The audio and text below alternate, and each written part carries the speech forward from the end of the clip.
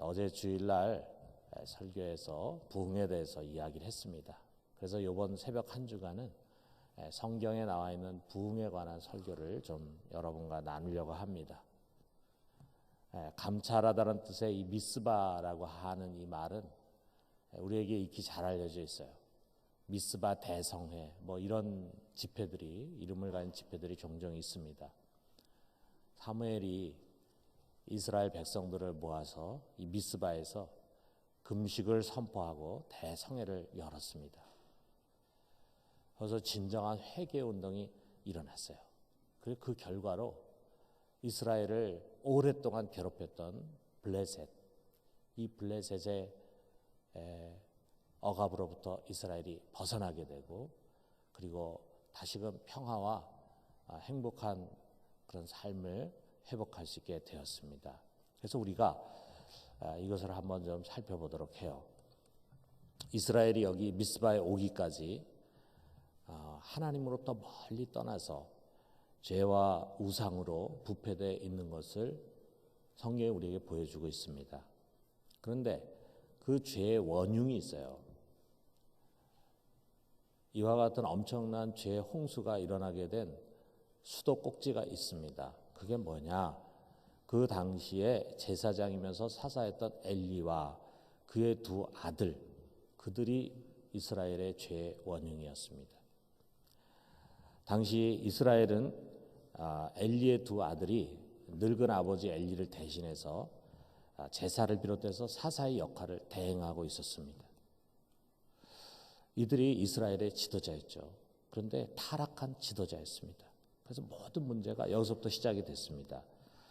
우리 사무엘상 2장 12절에 보니까 엘리의 아들들은 행실이 나빠 여호와를 알지 못하더라. 여호와를 모르는 사람들이 어떻게 제사를 드리고 믿음의 백성을 인도할 수 있습니까? 우리 표준 세번역에 보면은요, 뭐라고 나왔냐면 그들은 주님을 무시하였다, 이렇게 나와 있습니다. 주님을 무시해, 주님을 경외하지 않는 사람이 이스라엘 백성의 지도자로 있었던 거예요. 그 주님을 무시하는 그런 자세가 어떻게 나타났는가? 그들은 백성들이 주님께 제사를 드리기 위해서 가져온 제물을 먼저 가로채는 거예요. 제사장이기 때문에 마땅히 제물로 드리고 제사를 드린 다음에 그 몫은 제사장에 돌아가니까 그때 취하는 것은 옳은데, 아예 이들이 제물로 드리기 전에 그 제물을 갈취하는 거예요. 거기뿐만이 아니라 회막문에서, 다시 말하면은 하나님께 제사를 드리는 거룩한 성소에서 거기에 수종드는 여인들과 동침을 했다 그랬어요. 이것은 아주 주님을 경멸하는 태도였습니다. 하나님께서 나중에 엘리를 책망하는 가운데 나는 나를 존중하는 자를 존중히 여기고 나를 멸시하는 자를 경멸한다 말씀하셨는데, 주님은 이들의 행위를 당신을 멸시하는 것으로 받아들인 것입니다. 자, 그런데 이들의 이런 악행이 백성들 속에 소문을 타고 알려지게 됐습니다. 그래서 엘리가 자기 두 아들을 책망하는 말 속에 그런 말이 있어요. 내가 너희의 악행을 이 모든 백성에게서 듣노라. 너희들이 이렇게 하는 거 누구에 대해 듣는지 아느냐? 백성이 듣는 백성이 다 알고 있다 이거예요. 여러분, 지도자의 삶이 형편없고 악행이 계속되면은 그것이 백성들에게 어떤 영향을 미치겠습니까? 그들은 한편으로는 그것을 못마땅해 하면서 비방하겠죠. 그렇지만 다른 한편으로는요, 그것을 답습하기 마련입니다. 제사장도 그렇게 하는데 우리라고 못할 게 있나? 엘리도 이것을 알고 있었어요. 2장 24절에 보니까 엘리가 이렇게 아들들에게 얘기합니다. 너희가 여호와의 백성으로 범죄하게 하는도다. 백성에게 좋은 모범이 되고 선도자가 되어야 할 지도자가 도리어 백성에게 죄를 짓게 만들고 있습니다. 여러분, 이 죄가 얼마나 큰 것입니까? 우리는 여기서 아주 중요한 교훈을 놓쳐서는 안 됩니다. 여러분, 국가의 지도자가 바르게 서지 않으면요, 국가가 쇠망합니다. 부패하고 불의한 국가가 됩니다. 그렇기 때문에 우리는 국가 지도자들을 위해서 늘 기도해야 돼요. 그들을 위해서만이 아니라 우리를 위해서 또 우리의 자손들을 위해서 우리 기도해야 돼요. 주님의 교회는 더더욱 그렇습니다. 리더들의 역할과 영향력이 큽니다. 우리 목사님이 그러는데 우리가 그거 못할까? 장로님도 안 하시는데 우리가 그걸 뭐하러 하나? 우리 순장님도 하는데 괜찮겠지. 우리가 암암리에 그런 생각을 가질 수밖에 없어요. 여러분, 우리 영적 지도자는 교인들의 삶의 지침과 방향이 되게 돼 있습니다. 그렇기 때문에 지도자의 잘못은 교인들로 하여금 범죄하게 만드는 가장 큰 요인이 됩니다. 그러므로 지도자가 된 여러분, 우리는 야고보가 한 말에 항상 귀를 기울이고 생각해야 합니다. 야고보 3장 1절에서 이런 얘기를 했어요. 내 형제들아, 너희는 선생된 우리가 더 큰 심판을 받을 줄 알고 선생이 많이 되지 말라. 여러분, 리더가 된다는 게 쉬운 일이 아닙니다. 우리는 우리 자신을 위해서뿐만이 아니라 성도들을 위해서 항상 깨어 있어야 합니다. 하고 싶어도 해서는 안 되는 일은 하지 말아야 합니다. 하기 싫어도 해야 하는 일은 해야 합니다. 나를 위해서 이전에 성도들을 위해서요. 아니, 교회 밖에 아직 구원받지 못할 영혼들을 위해서예요. 교회 지도자의 부패한 모습들이 교회 안에만 영향을 미치는 것이 아니라 교회 울타리 밖에 미래 전도의 대상자가 되어야 할 사람들에게 부정적인 영향을 미치고 있잖아요. 그들의 마음의 문을 닫게 하고 있잖아요.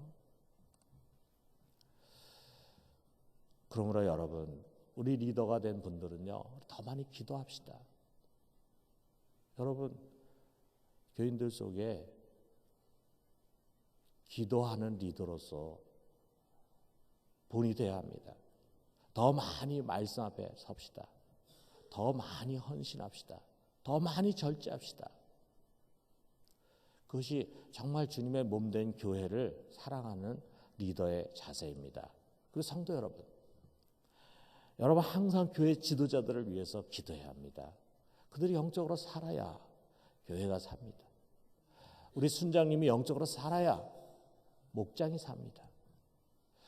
목사님이 영적으로 살아야 교회가 삽니다. 그들이 말씀에 순종하면서 거룩한 길을 가야 교인들도 그 뒤를 쫓아서 거룩한 길을 가게 되어 있습니다. 그렇기 때문에 여러분 늘 영적 지도자를 위해서 기도해야 합니다. 여기 지금 엘리는요, 이스라엘 가운데 이런 누룩이 퍼지지 않도록 했어야 돼요.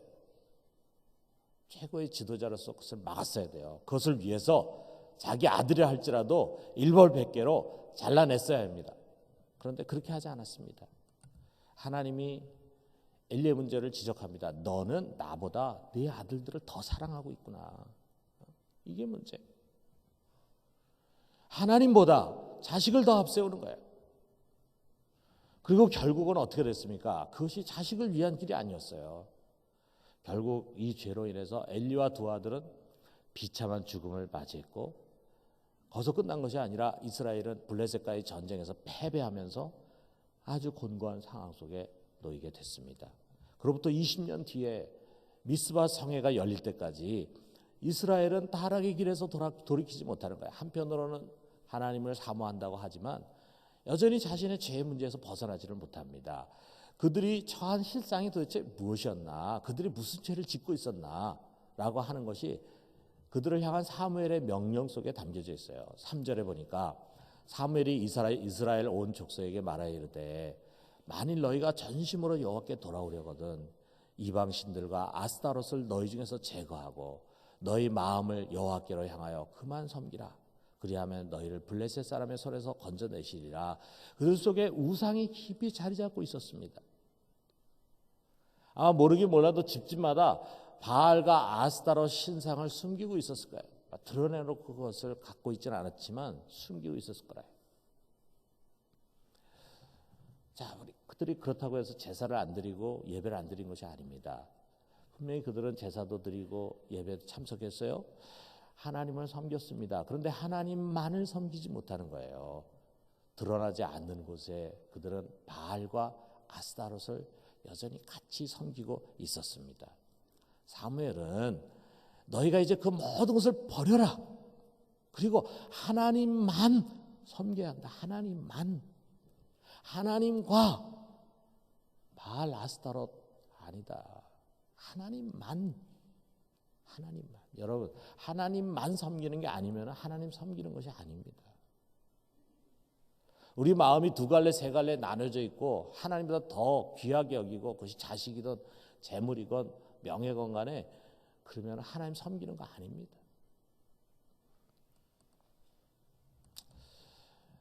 자, 이 사무엘의 명령에 이스라엘이 순종했어요. 4절에 보니까 이에 이스라엘 자손이 바알들과 아스타롯을 제거하고 여호와만 섬기니라. 이것이 회개를 위한 첫걸음이었습니다. 올바른 지도자 사무엘의 명령에 순종했어요. 그리고 하나님에 대한 갈망이 서서히 그들에게 일어났습니다. 그 때가 되었을 때 사무엘이 이스라엘을 미스바에 모이게 했습니다. 그리고 하루 종일 금식을 선포했어요. 그러면서 서서히 그들 속에 깊은 자각과 회개가 일어나기 시작했습니다. 여기 6절에 보니까, 자, 6절에 있는 말씀을 우리 같이 한번 읽어봅시다. 그들이 미스바에 모여 물을 길어 여호와 앞에 붓고 그날 종일 금식하고 거기에서 이르되 우리가 여호와께 범죄했나이다. 저는 이 장면을 보면서요, 이게 미스바 부흥 회개 운동이 그날 하루에 된 것이 아니라는 것을 느껴요. 이미 그 이전에 사무엘이 그들 속에 바알과 아스타롯을 버리라고 명했고 이스라엘이 거기에 순종했어요. 그들이 서서히 하나님을 향해서 마음을 돌이키고 서서히 하나님을 갈망하고 서서히 하나님께 그들의 마음을 드리는 가운데 이 미스바의 회개 운동이 가능했던 것입니다.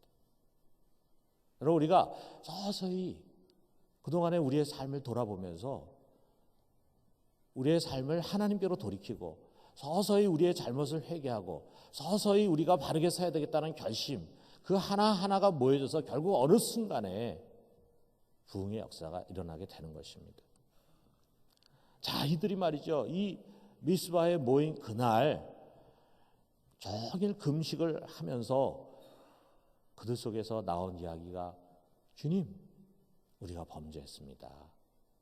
자기의 죄를 돌이키는 거예요. 수십 년 넘게 쌓이고 쌓인 죄의 때를 벗겨내는 겁니다. 오염된 것을 씻어내고 죄의 습관을 떨쳐버려요. 아마 그 이전에 그들이 뭐 이런 게 죄인가 라고 생각했던 그것까지도 그들 속에 깊은 죄의 자각으로 다가왔을 것입니다. 그래서 그들은 진심으로 주님께 돌아서는 거예요. 표피적인 회개가 아니었습니다. 아주 깊은 회개였습니다. 마치 여러분 요나가 말이죠, 물고기 뱃속에 들어갔잖아요. 그 물고기가 깊은 바다로 내려갑니다. 거기서 회개를 해요. 참 굉장히 상징적인 의미를 갖고 있죠. 요나서 2장 3절에 보니까 주께서 나를 깊음 속 바다 가운데 던지셨으므로 큰 물이 나를 둘렀고 주의 파도와 큰 물결이 다 내 위에 넘쳤나이다. 아주 깊은 곳에 내려가서, 우리 인간의 힘으로 내려갈 수 없는데 그가 물고기 뱃속에 있다 보니까 아주 깊은 그곳에 내려가서 회개를 합니다. 깊은 회개. 그동안 요나에게도 회개할 기회가 여러 차례 주어졌지만 그는 돌이키지 않았어요. 아마도 중간에 가면서 내가 이래서는 안 되지, 내가 왜 이럴까, 하나님이 니느웨로 가라고 명했는데 내가 왜 지금 반대 방향으로 가고 있을까, 이건 아닌데 하면서 후회하는 시간들이 있었을 거예요. 후회하는 시간은 있었지만 그러나 그는 자기 고집대로 가고자 하는 길을 갔습니다. 자, 여러분, 이 돌이키지 못하는 요나를 어떻게 합니까? 하나님 번쩍 들어가지고 바다 깊은 곳에 내던지는 거예요. 죽었다 싶을 만큼의 큰 위기를 그가 이제 겪는 거죠. 거기서 비로소 그는 돌이키게 됩니다. 여러분, 우리가 다윗도 생각해 보세요. 밧세바와 불륜을 저지르잖아요. 하나님이 세운 왕으로서 해서는 안 되는 일인데 밧세바 불륜을 저지르고 난 다음에 그의 남편 우리아를 죽이잖아요. 살인의 죄까지 범합니다. 온갖 죄를 지으면서도 돌이키지 못해 그렇게 경건했던 다윗인데 아들까지 낳았어요. 오랜 세월 동안 아마 틀림없이 다윗은 후회하는 시간들이 있었을 것입니다. 내가 왜 이러지? 이건 해서는 안 되는 일인데 내가 왜 이런 짓을 할까? 아마 그런 후회도 했을 거예요.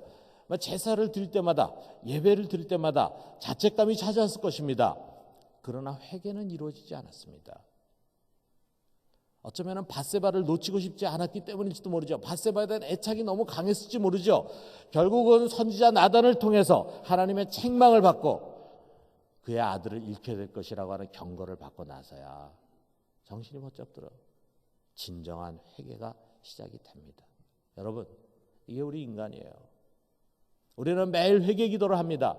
매 주일 예배를 드리면서 회개 기도의 순서를 갖습니다.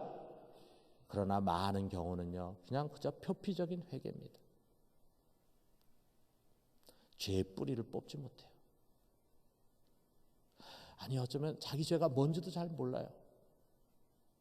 그냥 깊이 숨겨진 죄에서 돌이키지 못합니다. 그래서 조금 지나면 다시 또 원래대로 돌아옵니다.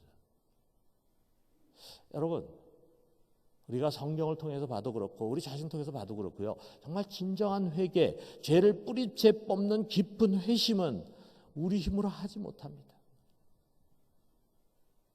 그것은 성령의 은혜예요. 미스바는 이스라엘 백성들의 의지가 아니에요. 하나님의 은혜입니다. 그렇기 때문에 여러분, 우리가 주님께 도움을 간청해요.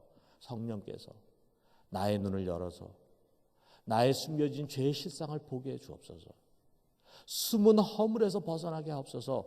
그 죄에서 진정으로 돌이키게 하옵소서. 죄의 뿌리가 다 뽑히고 그것이 다시 재발하지 않게 하옵소서. 우리가 주님께 이 도움을 간청해야 합니다. 이것이 우리가 사는 길이에요, 여러분. 이것이 문제 해결의 길이에요.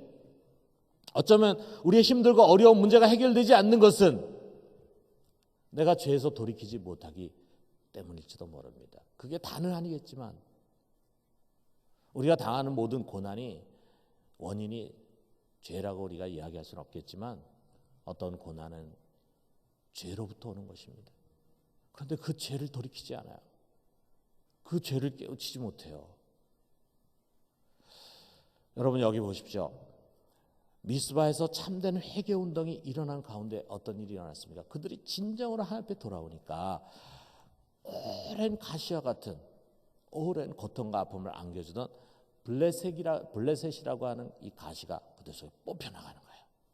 이스라엘이 미스바에 모였다 하는 이야기를 듣고 이들이 한자리에 모인 것을 블레셋은 이제 이스라엘을 완전히 멸망시킬 기회라는 생각을 가지고 쳐들어왔습니다.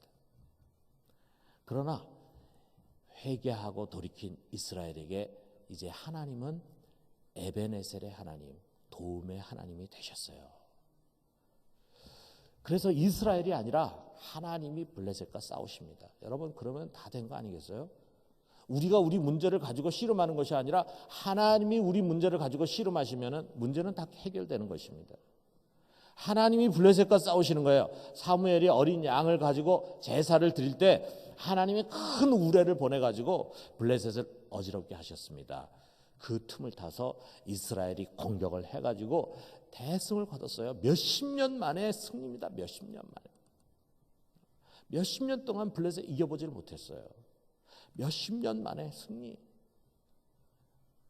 오랫동안 해결되지 않았던 그들을 괴롭히던 문제 해결됐어요. 그리고 사무엘이 사는 날 동안 블레셋이 더 이상 이스라엘을 괴롭힐 수가 없게 됐어요. 오랜 세월 동안 그들은 평안을 누리게 됐습니다. 이제 그들에게 하나님은 에벤에셀의 하나님이에요. 도우시는 하나님. 그들 편에 서서 그들을 지키시고 그들의 대적과 싸우시고 그리고 그들의 기도를 들으시는 에베네셀의 하나님 되셨습니다. 어떻게 에베네셀의 하나님 됐습니까? 그들 속에 진정한 회개가 일어났을 때 내가 주님께 범죄했습니다 라고 하는 고백이 일어났을 때 비로소 에베네셀의 하나님이 되더라 이거죠. 사랑하는 성도 여러분, 오늘 이 자리가 미스바가 되게 합시다. 깊은 회개의 자리가 되게 합시다. 우리 속에 숨겨진 바알과 아스타롯, 그것이 무엇입니까? 우리 그것을 다 제거해요. 내어버려요. 그러면서 여기가 에베네셀이 되게 합시다. 오랫동안 막혀있던 기도가 열리고 하나님의 능력의 응답이 주어지고, 그래서 무거운 멍에를 벗어버리는 기적의 역사가 우리 가운데 일어날 수 있게 되기를 주님의 이름으로 축원합니다.